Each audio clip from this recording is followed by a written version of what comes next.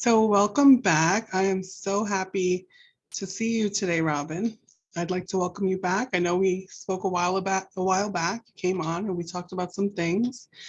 And you and I have a history of working together in anti-racism work, and we both come from social work backgrounds and both have also worked in management, right? Yes. So welcome. Thank you. It's really good to be back with you. Terrific. So I have to tell you, it's a couple of things something I want to share with you, and then we can talk some more. Mm-hmm. So after our initial interview together, I was really excited. We had some terrific feedback, some great views, some responses. One of the things that came up that I had noticed in our interview that didn't come up with other people's interviews that I had posted was some negative responses. I got some negative comments on some of your videos, which I later deleted. And then I ended up getting spammed on several other videos with similar negative content. And that was really surprising to me. I didn't expect that, and I haven't experienced that before.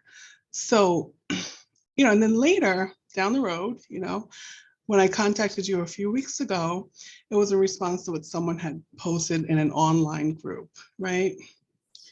So I wanted us to think about this and really just talk about it, right? So I'm going to pull up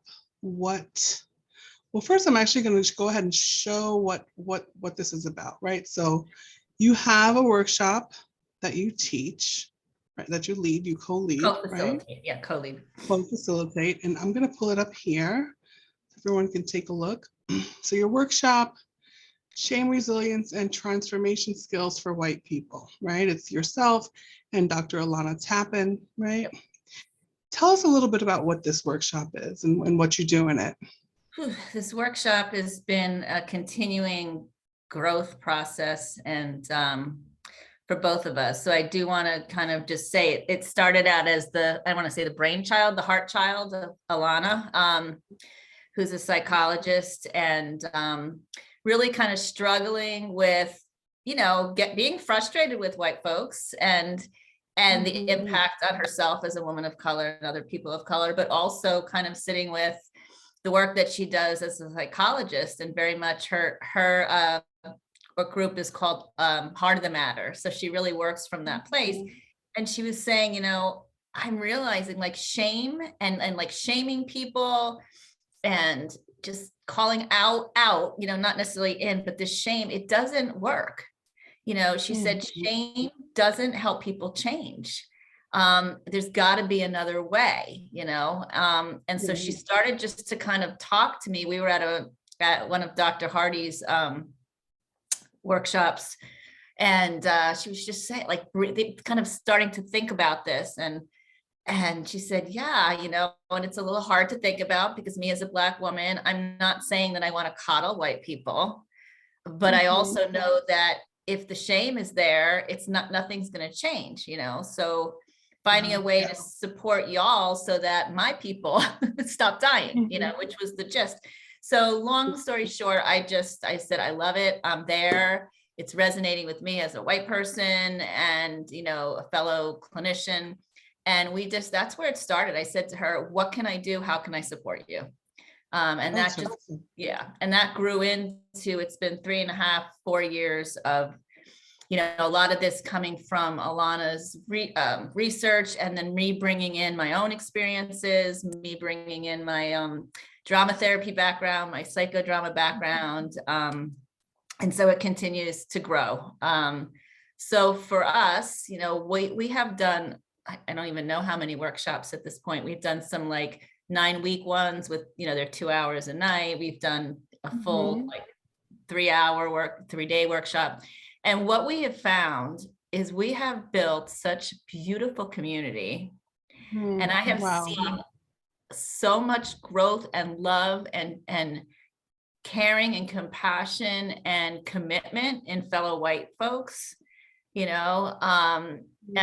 I know, Alana would speak for herself, but I know when she first started to do this, she expected it to be a little different, and she was very pleasantly surprised.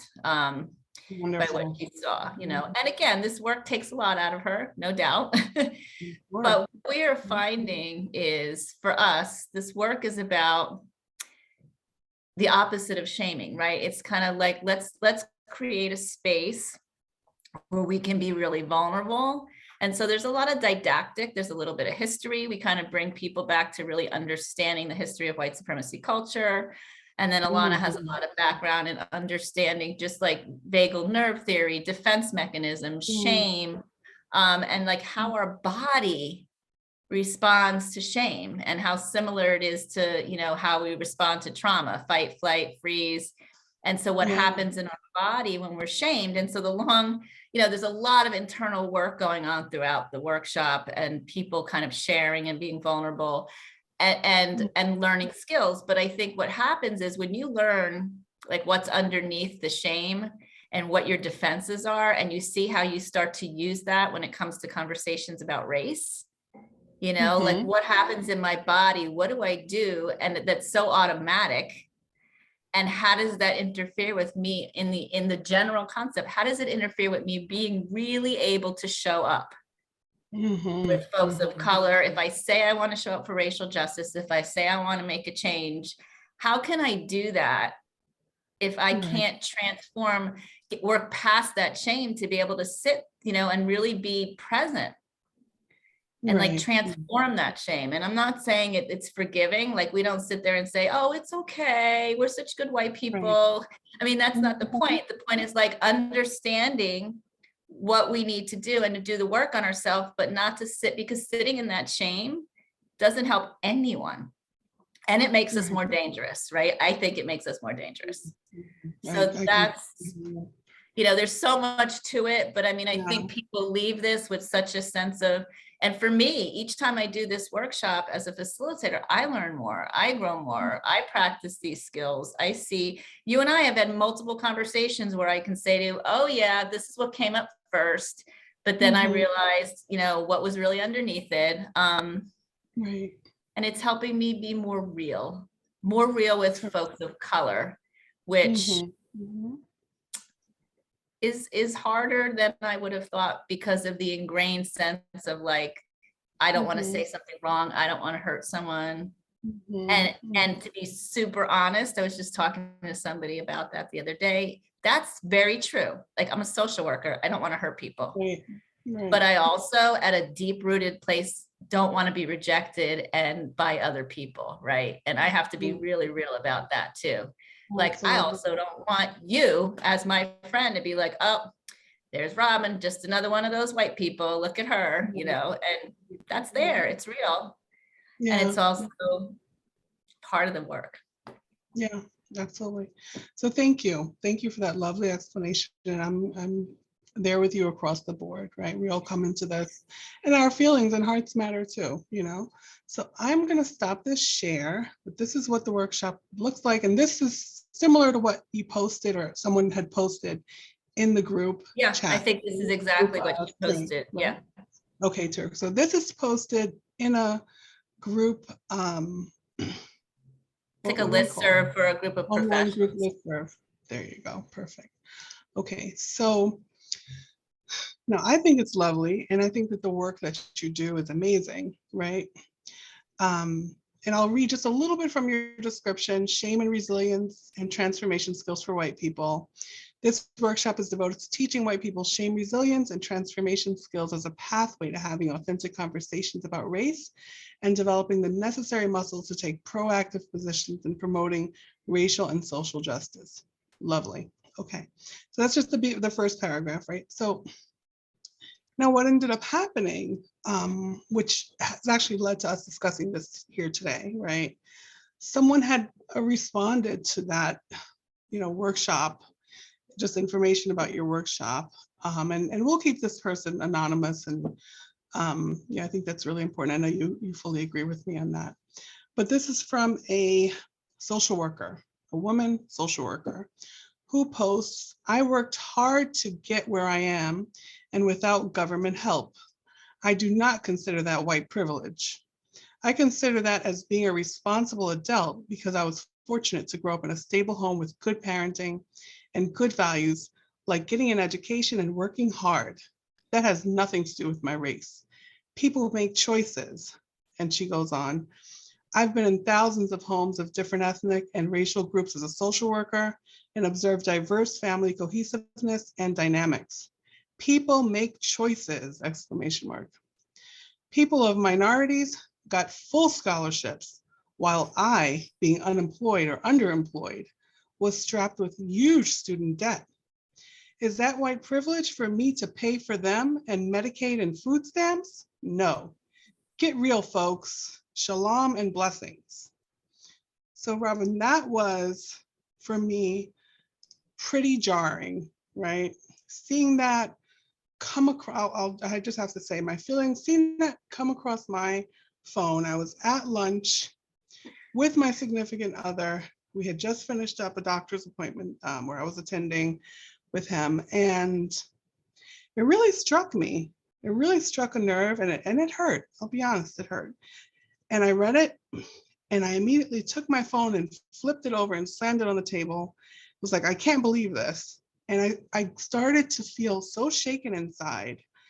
I almost wanted to cry. You know, I had this really visceral reaction.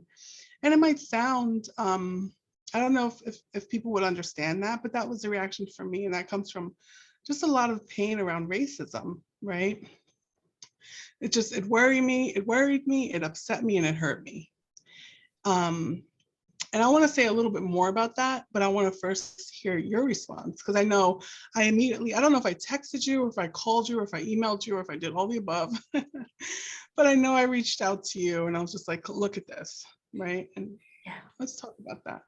Yeah, so that was posted by a friend of mine who's on that listserv. And so when I sent the link for the, I said, oh, registration's open again. And she said, can I post this on my listserv? And I said, absolutely. Thank you so much. And I would say within 10 minutes of that, I mean, it couldn't have been, but it felt like that she literally said, oh God. And she was like, I can't believe this. Look at what this person posted. So that was my first, I saw it. I would say my first reaction was rage. Mm-hmm. And more, to be honest, from this place of which I always have to stop. It's like, like being so angry at her and thinking she was stupid, like all of that stuff. It's what comes up. What's wrong with this stupid person? She's ignorant. She doesn't know. And what is she? Oh my God, these people, which is like these people, like these white people that I'm one of. So like all of that stuff started to come up for me. And then I kind of, I wrote back to my friend and I said, yeah, this is what happens a lot. Like, this isn't new to me, these kind of responses, and I said, just, yeah. And it was interesting because I have my own, like when it's something directed at me, but I also, and I think I mentioned to you, before I heard from you, I was like, yeah, this is what happens. Like, let that listserv deal with it. Like, I don't have to deal with all of it. Let's see what the listserv responds, right? And I kind of just left it at that. Although my same friend then sent me two, so the listserv did kind of start to respond. She sent me two responses by two other people on the listserv. And I have to tell you, I was like, oh, thank God. And even like, I don't know, I was still angry, even though there was this sense of, oh, it happens all the time. I was still kind of, and I was sitting with their responses and I thought, oh my God, these responses are so beautiful because they were not shaming. So that's where I sat until I heard from you. Okay. And do you want to say a little bit more about what those responses were like? I mean, just the gist of, because I know there's one of them that we had discussed pretty much in depth. Do you want to talk a little bit about what that response was like? Yeah, it wasn't shaming, it wasn't coddling, right? Like that first response came out and just kind of asking that person to really like look at what had evoked such a response in them. This sense of like, wow, this listserv, there's always workshops on here. Like, so something about not just saying, oh, that's not for me and scrolling by and needing to kind of comment the way that you did, you know, there's like, I would ask that you think about like what that was and what that sparked in you. And so really asking the person to kind of take a look at that response for themselves, and you know, and kind of just, you know, gently saying, hey, like, what is this all about? Like, Yeah. wow, like what's going on with this response? I would gently ask you to kind of, again, think about what's causing this. And so that was like the gist of it. And it wasn't so gentle. I mean, I'm not saying that they were, you know, there was a call out or a call in, as I would prefer to say, about, hey, this isn't okay. You know, and this is harmful and hurtful. And let's think about why you felt the need to do this. Absolutely, absolutely. And I think that's such an important response, and I'm so glad that that was there. You know, I heard about it from you later, which felt good. But for me, part of what was really hard was just general dealing with racism in the world, right? And how it affects so many different aspects of my life. And I thought about, and it really brought me back to, because this person was also a therapist, right? A woman therapist. And it really reminded me of seeing my own therapists as a young adult, being in college and graduate school. You know, I've had probably about 6 therapists over my short 45 years, right? And to be honest, there was often racism in that mix, right? And you go and you're vulnerable and you're asking for help and you need healing and you need connection and you need to be understood. And sometimes I would get that and sometimes I wouldn't. Sometimes I would get, you know, well, fear, just responding to me as if I was some sort of threat, or if I was going to do something bad, or as if I couldn't be trusted. And I'm in a therapy session and I'm, you know, talking about what I need and how I'm feeling, and I'm being responded to as if I'm some sort of a criminal or an animal, right? So that was really hard because it really hit a lot of places in me, and a lot of those reminders about how people in our field and in other fields, but it especially hurts for me when it's someone in our fields who, you know, is frightened of us or thinks we're lazy or we're dumb, or that, like she said, she worked hard. She's not white privilege for her to be working hard for other people's welfare checks or whatever sort of government help she's working for other people to get, which is so far from my experience and my truth and the truths of most other people of color, you know? So she kind of responded to you talking about your work with, well, they need to stop being lazy. And that for me is such a trigger. It really is a trigger for me. So, and then another part of that, right, was after, you know, after I spoke with my significant other, he also does diversity, equity, and inclusion work, and he's well learned in this area, right? And he's just like, you know, like you said, this is part of it. This is part of what we get when people talk about this. When we talk about this, part of what we get is everyone shutting us down, being angry with us, blaming us, and hating us, whether or not it really fits what's happening at all. So here you go, offering a helpful workshop, and someone's irate and blaming Black people for not working, right? But then the other part of it was, you know, people that I had expected to be allies. And some people were terrific allies. I have to say there were a number of people who were, when I was talking about this and thinking about this with the different groups that I'm part of, there were a number of people who were incredibly kind and supportive, both BIPOC folk and white folk, right, who were great. And then some of what I got, I was a little surprised by, right? It seemed more like people were more concerned about protecting the anonymity of this poster, or worried about the career of this therapist, or concerned about how this therapist might feel if they should see this video. And it's like, this person is serving likely underserved, marginalized communities, at the very least communities where people are struggling with some sort of mental, emotional issue, or just need support, right? I think we need to think about that and think about making sure that everyone gets why this work is important, you know, as opposed to worrying about that person's feelings, you know? And I'm sure you've probably come across this sort of stuff in your work in some different ways, right? Yeah, Like these it's gatherings or. yeah, it's interesting because so my friend who posted it, I've continued to talk to them, and she's still super, she's a white woman, she's still super upset, and and her first response, as was I think one of the folks who had reached out to you, like, let's get this work person's license revoked, and I Yeah. think there's more behind that. I think there's some other things. It wasn't, but anyway, the point being, like, I try to sit with, and I said to my friend, I hear, like, I'm sitting in the both of this, right? Like, yeah, like I totally feel like this is dangerous. This person is impacting lives. And even if they're not, which I don't think they think, right? They don't think, they think they're out there, but the lack of understanding, the view of the world, the biases that play into that view cause harm. Absolutely. And so there's something, it's like, oh my God, that person is out there causing harm to people. And like, let's cut off her career, right? And so I had to step back a moment from that. I was like, right. I don't know this person. I haven't even had a conversation with this person. I don't know that I want to be like, get their license revoked. But like, so I was thinking with both of those things, about, do you bring someone like that in, right? And have a conversation. And again, right? Sometimes you do, sometimes you don't.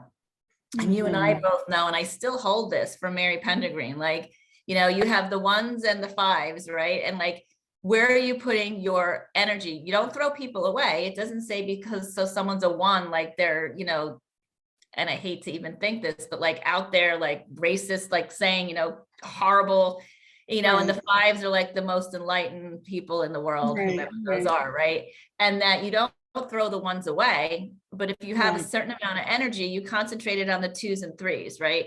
And so I was thinking about, like, where do I put my energies here, right? And kind of just balancing, like what you said, that this is scary, that this person is out there, and yet, and so two pieces about the protectionism, right? I think somebody did engage that person, which is good, and I think that that's important, right? But there's also what came up for me, because I'm right in there with, kind of talking about what you were describing, like the first thing. And then when you contacted me, about like, what should we, let's do something about this, right? My first response in my head was like, oh, I really don't want to, like, they're handling it, like they responded, leave it alone. Why, I don't need to jump on this. It's being taken care of. And then I said to you, like, you and I started to talk, and what first came up for me was like shame, in a sense of like, here is my Black female colleague who I adore and love and care about and respect. And I'm kind of like, oh yeah, I don't want to deal with it. It was like, I don't need to. And I think I told you that. And then all of a sudden I was like, no, Robin, it's not that you don't need to. You don't want to. You don't want to. I mean, it was both, right? But, and then I thought, wait a minute, like how, and then there was that clash of like you reaching out to me, and this only just came through you, right? And the response that you had to it, and kind of taking a step back and kind of letting go. I felt crappy. I'm like, oh, I felt guilty that that's what had happened, and that you had to reach out as a woman of color. But then it's like, what do you do with that guilt? It's like, okay, like, you're human, where that came from. This is an ongoing course. I'm going to continue to have to grapple with this. And what are we going to do about it? And I think for me, what was so beautiful is us putting our heads together in a way that was not, we're not going to go punish this person. Right. And we decided together, like, how can we make this healing, right? Healing for you, healing for me, healing for the community that was on this listserv. And, and that was when we kind of came up with this, right? Like, how are we going to do this? And like to actually discuss it. And I am learning more and more, like, that's that moment when we think about like how white supremacy, how our own internalized, oppression like impacts us. And that, like, how can we step out of that? Like, we're always like, what's the antidote? What's the way to do it differently? Yeah. And here's an example of us collaborating to do this today is a way to do it differently. Absolutely. Absolutely. Yeah. So I'm glad that we're having this discussion. I think it's so important, and I hope that it does lead to, I know it's healing for me. I hope it's healing for you. And I hope that others are able to see this and that it's healing for them. And I think going back to Mary Pendergreen, I really love what you said, right? Like focusing on the 2s and 3s versus the 1s or the 5s. And I think another thing that I want to say about that is it's always important to remember the 1s aren't always going to be 1s unless they want to be, Right. The 1s don't always have to be 1s. So this poster next year could be in a completely different space at this time next year. They could have moved on to a 2 or even a 3, We're all human in this work. We all struggle. We all make mistakes. We all start off, with whatever ideas our family, our community has taught us, our society has taught us. And there's room for all of us to grow, to learn, and to heal. So I think that's really important to think about.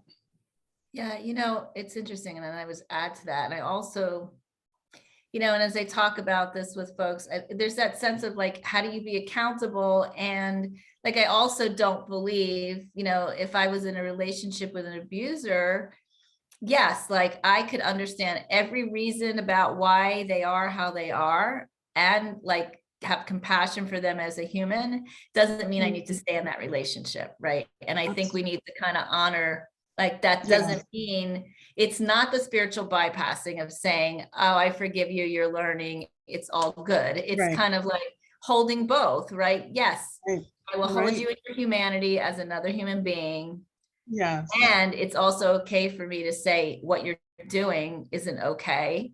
Exactly. It's not this blanket forgiveness or this blanket healing kind of thing. And I think that's super or this blanket, like, or blanketly trying to get someone's license revoked. Exactly, to the other extreme.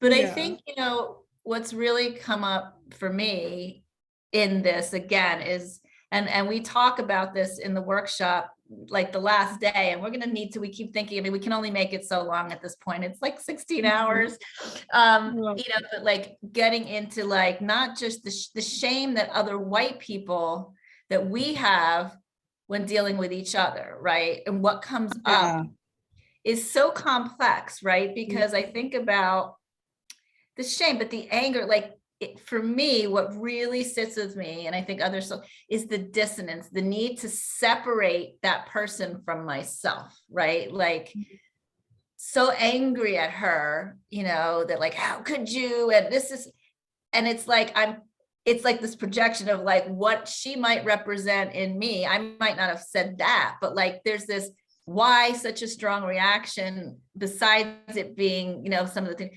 I think for white people, let me kind of start back because I see a complexity for us. So a couple things can come up. It can be I'm ashamed because my uncle, poor uncles, that uncle or that whatever said something, right? And that reflects on me. So it's kind of like, oh, what are people are going to think? That's my relative, right? Then there's also that piece of, there's that person that's caused harm that loved me and was really good to me. It's like finding out like, oh my God, but how do I hold that with these horrible beliefs that they have and these horrible things that they're doing to other people? And then the like, what is it showing of me about myself that I don't want to look at? And so I'm going to throw it right back at you. It's like that miss. And I think all of that stuff comes up with white folks. Go ahead. Yeah. I wanted to ask you this. What would you do or say to someone who's in your workshop who responded this way or who said something like this? Yeah, I mean, so as we had, as it's like I would 99% sure that this person wouldn't sign up for my workshop. That's a good point. Yeah. Because I don't think they're gonna, I don't see them spending, the workshop's not cheap because it's a lot of effort from us, but I don't see somebody jumping into like that amount of time and energy to something that, they're so adamant against. Usually the people that show up for this workshop are seeing that the title and going, oh yuck, but yeah, there's something that resonates with them that they need to work with, right? However, what one might do with someone like that, again, that wouldn't, I don't think, show up, but certainly people get defensive, people get upset. They're not, and that can show up in a lot of ways. It can show up in them not, blaming the facilitators or going into their heads and starting to defend. So that happens. So I would say when that happens in a workshop to a lesser degree, it's really about kind of similarly, like I had somebody do something like that in a workshop and I had to say, listen, I hear you. And I hear what you're saying and I hear, but I'm going to ask you to sit with that discomfort for a little bit and just kind of hold it and think about why that's coming up for you and what it's triggering. I'm going to just ask you to just sit with that for a little bit, And so it was similar to what this other person did. And also, of course, the response wasn't as, but it dealing with that kind of response around the work, I think that as white people, it is our responsibility, to work with other white people, right? I mean, like, I don't get to go and what, and you deal with them? Like, seriously, really? Like, oh yeah, that's not it. I also do get to decide. I mean, it also doesn't mean that I have to sit there and like, I don't have to take care of every single white person and every single thing. But again, that's why we build community. Right. And that's why you don't do it by yourself. It's not up to Robin Schlanger to, to do all of that work. There's community, there's other people, we share, we talk. We bring people in and we ask people to kind of look at things. We have to listen, you have to build relationship. And I don't know if it was you who told me this, but it stuck with me about somebody who respond. So say I put a post out and my uncle, right, said some really triggering stuff. And that my friend actually contacted that uncle and has had a year-long relationship with that uncle. And I don't know if you're the one that told me that, but and I think like, that's exactly right. Like if I don't have the bandwidth, here's this other white person who is like, I have the space to nurture this relationship, right? I have a space to continue this relationship with this person over a year, right? Over a year, because I can do it too. Like how many times within the news, I didn't want to hear anything about who, like I didn't want to have a conversation about him. And I'm thinking like part of building relationship is at least being able to hear where other people are coming from. And if I can't do that, why am I any different from the people that don't want to hear where I'm coming from? Absolutely. And I can't always do that. Like, obviously, even with my reaction to this, it's like, and I was very thankful that someone in that particular scenario spoke to that person in a way that at that time I wasn't able to do. Would I want to be able to do that? Yes. There is a part of me that can get to that place. And I aspire to be able to be in that place more often. But I'm not there all the time. Yeah. And so someone took the mantle on that, Right. That's terrific. Okay. So I feel like we've had a great discussion. I don't know if there's anything more that you want to say or add or share. But I feel like we've talked this through, and I feel really good about being able to talk with you about this. Yeah, I do too. And I like that, for us, I think I want to just share with people who are listening, it's about what do you do with it, right? And I don't know what's going to happen. I know someone is engaging this person in conversation. I don't know what's going on, licensure wise. And I'm not saying that none of that stuff matters, but what I think is most important was the decision that you and I made to say, this evoked some really strong feelings in you, in me, in other people on this listserv. Right. Absolutely. How do we really start to heal? We heal by having the conversation. And I just so appreciate you kind of being in saying, yeah, let's do this. Let's just have the conversation. Yeah, you're so welcome, Rob. I'm glad we had it. So thank you. Me too, my friend. Be well. And just also, I know that you have the information if you want to share it. The workshop. Yeah. Yep. The workshop starts in March. Yep. So Terrific. It's worth it. And if anybody has any questions about the workshop, certainly feel free to reach out to me. Yeah. So what's your website, Robin, just in case? The website is Robin Schlanger, LCSW.com, no spaces. And feel free, my email, I don't mind, it's robin.schlanger@gmail.com. Terrific. Thank you so much. And I'll also put those in the description. Super. Thanks, Amira. Have a wonderful weekend. You too. Bye.